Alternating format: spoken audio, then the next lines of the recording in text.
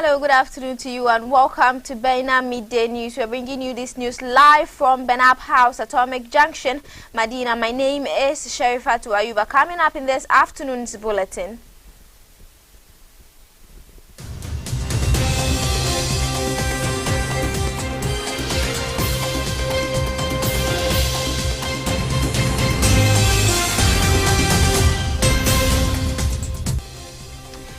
Strategic Mobilization Ghana Limited petitions SRAJ to investigate the office of the Special Prosecutor and its lead investigator over alleged abuse of power, bias and violations of constitutional rights.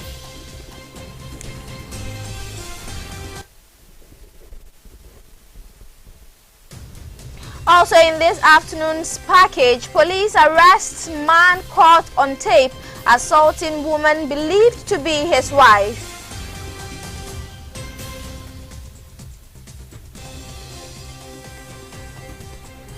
And on the international front,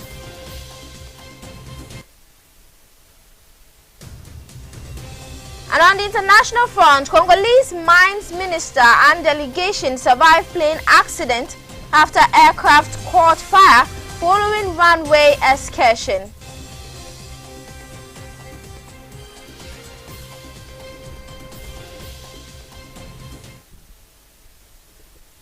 We'll be right back with details of these stories.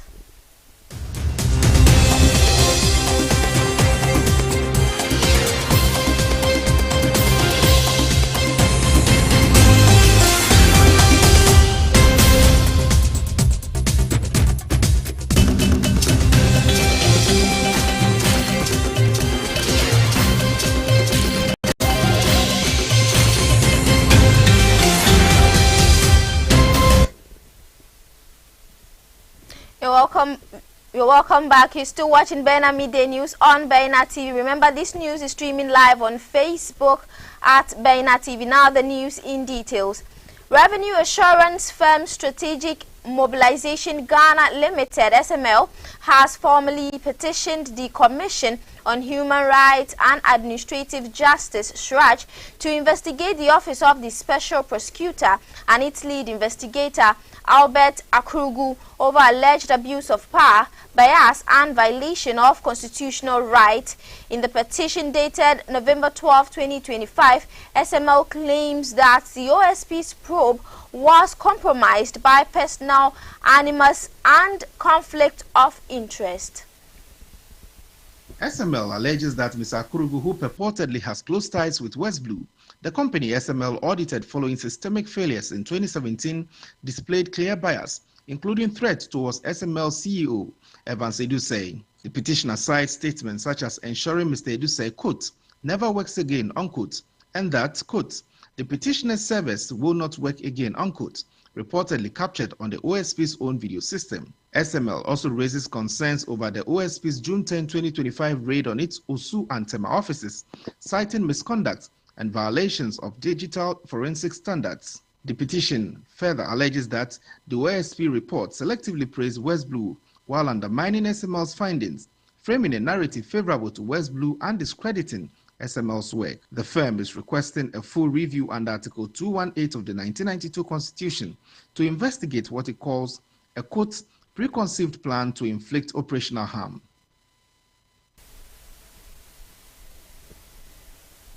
Moving on, the Criminal Investigations Department of the Ghana Police Service has arrested a man captured in a viral Facebook video physically assaulting a woman believed to be his wife at Ofankor in the Ga East municipality. The suspect, identified as John Odate Lamte, was apprehended on Monday, November 17 at his family's residence following widespread public outrage sparked by the disturbing footage. A statement issued by the CID and signed by ex-public relations officer Chief Inspector Brigade Babanao confirmed that two of the suspect siblings, Grace Kushi Lamte and Louis Odate Lamte, were also arrested. The two allegedly attempted to attack a female tenant they suspected of recording and circulating the video. Police intervened quickly and rescued the tenant to ensure her safety. The video, which has since gone viral on the internet, shows a visibly angry man whipping the wife on the ground who was pleading for forgiveness, but the man remained adamant. For real? Following this, there was widespread condemnation and calls for the immediate arrest and prosecution of the man. It is believed that the man has often assaulted the woman. The CID added that efforts are underway to locate the victim, who is said to have fled the scene before officers arrived. The police assured that her safety and well-being remain a top priority. The Ghana Police Service reiterated its commitment to protecting victims of domestic violence and ensuring that perpetrators are held accountable. The statement further encouraged the public to report all incidents of abuse promptly.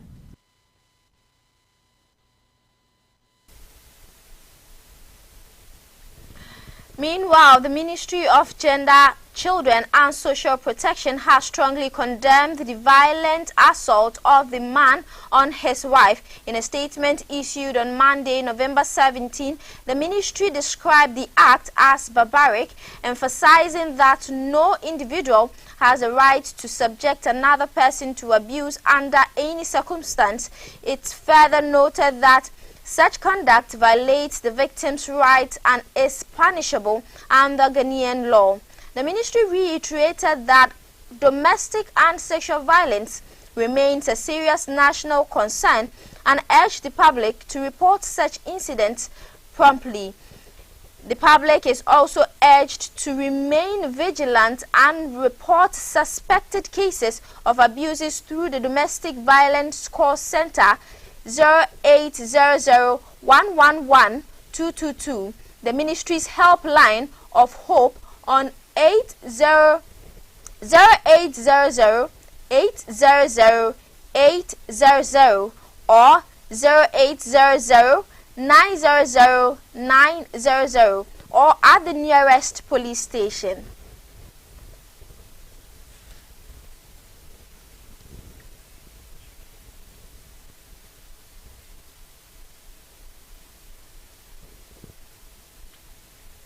Now moving on, the NIMOS Task Force has conducted a major anti-Galamsey raid across multiple illegal mining sites in Obuasi, seizing equipment and arresting a suspected ring leader. There's more in the following report. In a statement issued after the coordinated operation on Monday, November 17, the task force said the SUP followed hot intelligence indicating that illegal miners had forcibly occupied part of a legally licensed concession at Anyanchiremi belonging to Ashanti Gold Corporation, preventing the company from accessing its own site. The operation also targeted areas around the Obuasi airport where illegal mining activities had recently attracted public concern. Officers seized motorbikes, water pumps, and vehicles and dismantled makeshift structures to deter the miners from regrouping. Although many suspects fled, one man believed to be a key organizer was arrested and is currently in police custody pending further investigation and prosecution. The task force noted that the operation forms part of ongoing national effort to curb Galamsey, which continues to ravage forests, farmlands, and water bodies, particularly in areas of the Ashanti region that remain hotspots despite intensified government crackdowns. Now moving on, a land dispute in Ayawaso East constituency is drawing public attention as the palace of the Kotokoli chief accuses the member of parliament for Ayawaso East, Mahama Ture Nasser, of allegedly trespassing on a family property. The chief and elders say the matter involves a small but historic parcel of land. The palace of Buro Abdul Aziz Shaibu Bambana, the Kotokoli chief of Nima Ayawaso, is alleging that the Ayawaso East MP Mahama Ture Nasser has unlawfully entered and claimed ownership of a 22 by 66 foot piece of land belonging to the family of Shaibu Al-Hassan. Family members say the MP sent land guards and armed police officers who they claim destroyed parts of the property and attempted to forcibly take control of the land. According to the family, individuals who once occupied the land and who they say have avoided the rightful owners for more than 35 years recently resurfaced to sell the property to the MP and his in-law Abubakar Adam. The family insists the sale was illegally and maintains that the land has always belonged to them. One elder, Amin Shoaib, who read the release on behalf of the family, accused the MP for claims he made of purchasing the land from a woman identified as Beatrice Ama and family. The MP is also said to have presented what he described as the necessary supporting documents from the police. There is a counter-claim by MP Honorable McNaza of East Ayawaso constituency. He claims to have acquired this land from one Madam Beatrice Ama and family. His claim is without doubt unlawful, dishonesty, and deceitful. On another occasion, he claimed to have the necessary documents from the police. Isn't this insincerity?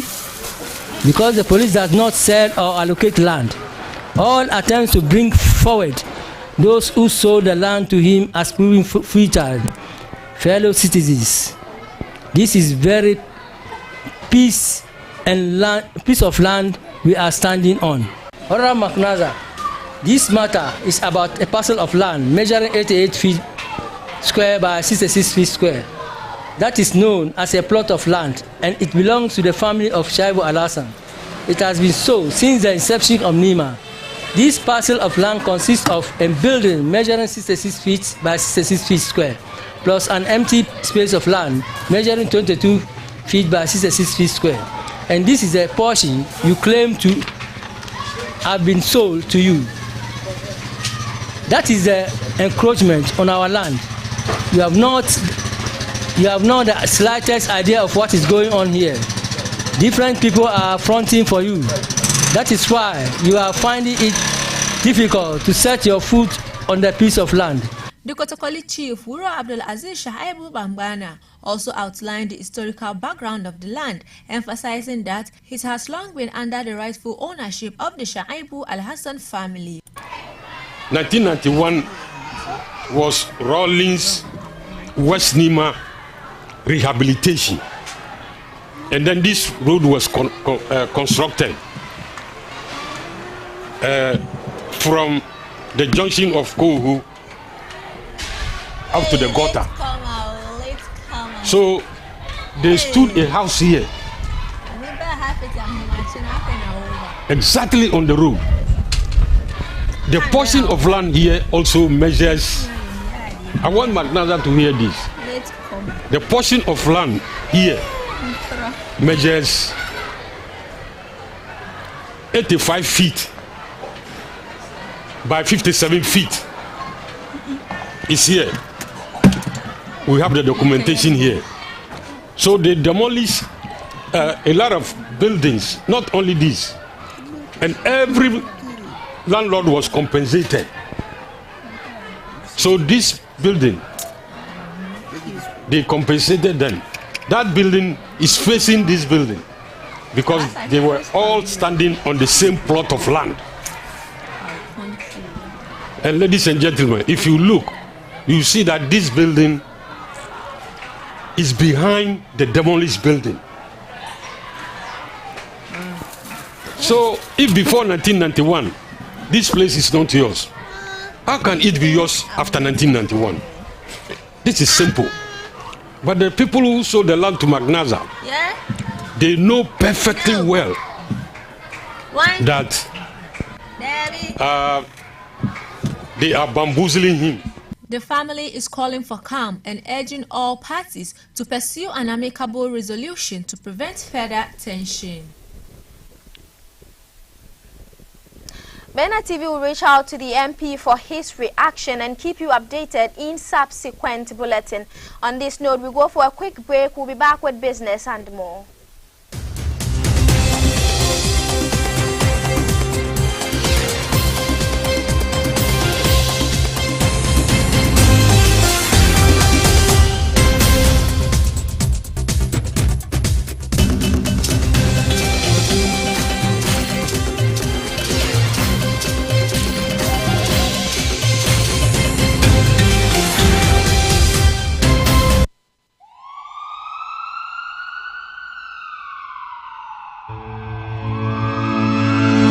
Rayuwa mai lafiya yana haɓaka iko, haɓaka tunanin jiki da jin daɗin rayuwa wanda ke kayyade tattalin arziki, zamantakewa da muhalli.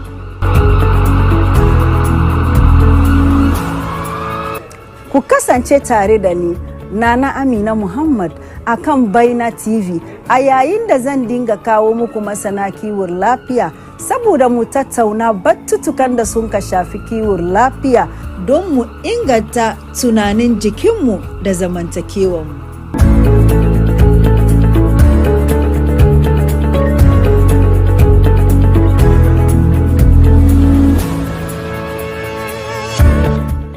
Rayuwa mai lafiya. This and every Tuesday at 8:15 p.m. only on Baina TV.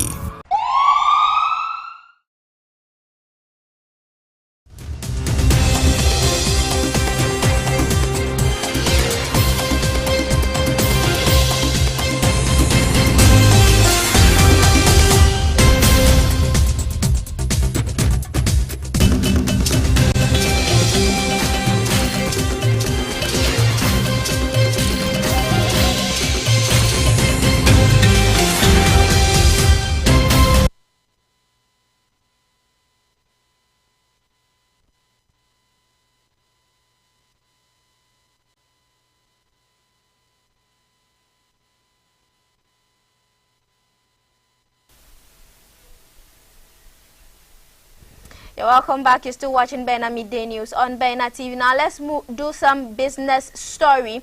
Governor of the Bank of Ghana, Dr. Johnson Pandite Siama, has called on all Ghanaians to take part in shaping the future of the city over the next 40 to 60 years.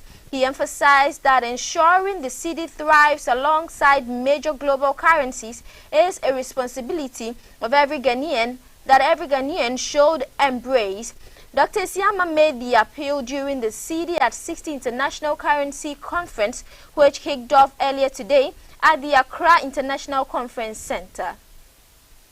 Amongst all of us, colleagues, it carries our confidence, our efforts, and our belief in the future of this country. I encourage you all to engage fully, share generously in the discussions, and help shape the vision of what the next 60 years of the CD should and must look like. My hope is that every Ghanaian, from the child that is learning to count, the trader that is serving her community, the entrepreneur who is building something new, can all continue to hold the CD and with unwavering confidence and with pride. May we always remember that protecting the CD is not the task of any one institution. And let me say that again. Protecting the CD is not the task of any one institution. It is a shared endeavor that is rooted in our belief in Ghana's future. Your Excellency, I thank you for your attention, and I wish you a productive and inspiring conference here in Accra. Thank you very much.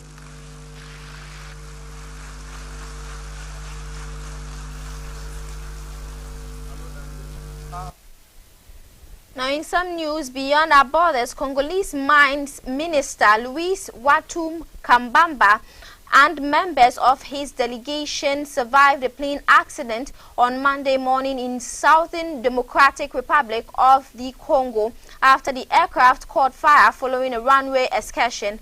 The country's advisor for the Ministry of Communication, Isaac Yembo, speaking to the media at the airport, said the plane en route from the capital Kinshasa veered off the runway while landing at Kolwezi Airport in Lualaba province. Moments later, the aircraft caught fire.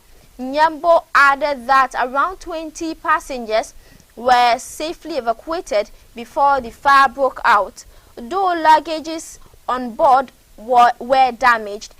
The minister and officials were traveling to Kolwezi to assess conditions at the Kolondo mine, where 32 people died in a mining accident on Saturday.